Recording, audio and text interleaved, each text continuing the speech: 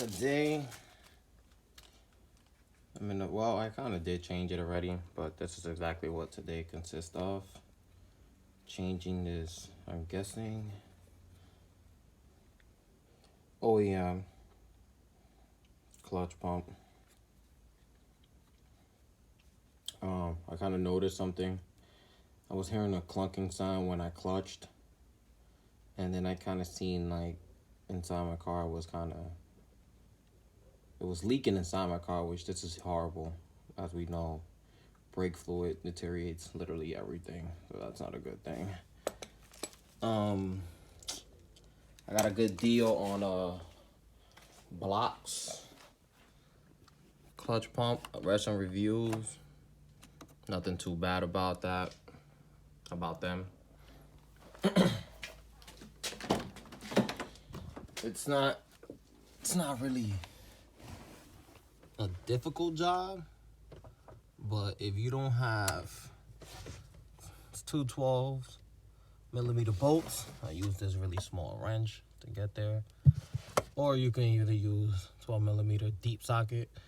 I don't have that access to one right now, but yep, pretty straightforward. And then I'm waiting for my girlfriend to help me bleed it.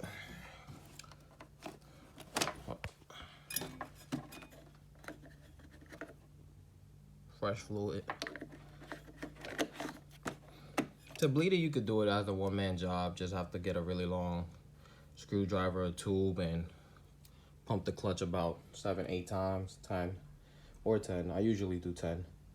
And then leave it in, and then loosen this with a 10mm. That's a 10mm. Loosen it. Once the air escapes, you will then tighten it up again. Well, I'm gonna tighten it up now. But yeah, a nice simple Thursday morning.